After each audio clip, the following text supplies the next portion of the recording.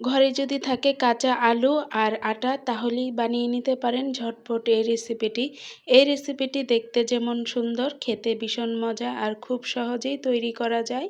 এই রেসিপিটি এত বেশি মজা যে ছোট বড় সবাই অনেক বেশি প্রশংসা করবে। আসসালামু আলাইকুম বন্ধুরা, স্বাগত জানাচ্ছি তোমাদের নতুন একটি রেসিপি দেখার জন্য।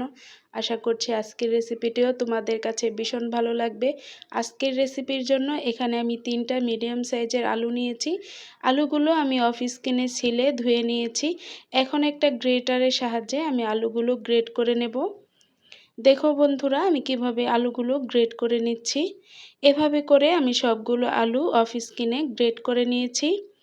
এখন আলুগুলো আমি অফ স্কিনে ধুয়ে পানি ঝরিয়ে নেব। আলুগুলো ধুয়ে আমি পানি ঝরিয়ে রেখে দেব। এখন আমি চুলায় একটা কড়াই বসিয়ে দিলাম। এর মধ্যে দিয়ে দেব 1 টেবিল চামচ রান্নার তেল, দিয়ে দেব রসুন কুচি 1 টেবিল চামচ, দিয়ে রসুনটাকে প্রায় 1 মিনিটের মতো আমি ভেজে নেব। রসুনটা ভাজা হয়ে গেলে এর মধ্যে দিয়ে দেব পেঁয়াজ কুচি। এখানে আমি বড় সাইজের একটা পেঁয়াজ কুচি দিয়ে দিচ্ছি। দিয়ে পেঁয়াজটার কাঁচা গন্ধ যাওয়ার আগ পর্যন্ত রসুনের সাথে ভেজে নেব। পেঁয়াজটা আমার ভাজা হয়ে গিয়েছে। এখন ধুয়ে রাখা আলুটাকে আমি এখন দিয়ে দেব। দিয়ে পেঁয়াজের সাথে আমি ভালো করে মিক্স করে নেব। ভালো করে মিক্স করা হয়ে গেলে দিয়ে দেব 1/2 চামচ লবণ, 1/2 চামচ হলুদের গুঁড়ো, 1/2 চামচ মরিচের গুঁড়ো, 1/2 চামচ জিরার গুঁড়ো। এখানে আমি 1/2 চামচ কালো গোলমরিচের গুঁড়া ব্যবহার করেছি, চাইলে আপনারা এটা বাদ দিতে পারেন। এখানে দিয়েছি 1 টেবিল চামচ চাট মশলা। দিয়ে আমি ভালো করে আলুটাকে কষিয়ে নেব।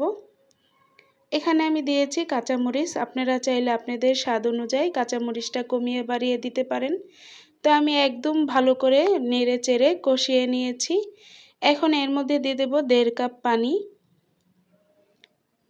1.5 কাপ পানি দিয়ে আমি আবারও পানিটার সাথে ভালো করে মিক্স করে নেব।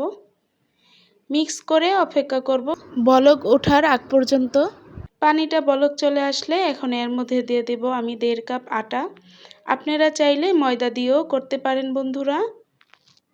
আমার সকল বন্ধুদের কাছে আমার একটাই রিকোয়েস্ট, প্লিজ একটি লাইক দিয়ে আমার ভিডিওটি দেখে নেবেন।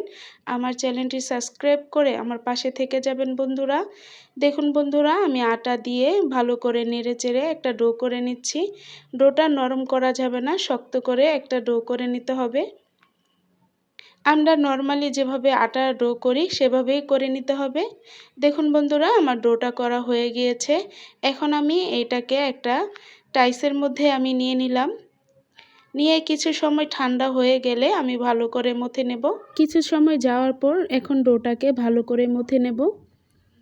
দেখুন বন্ধুরা, আমি একদম ভালো করে মথে নিয়েছি।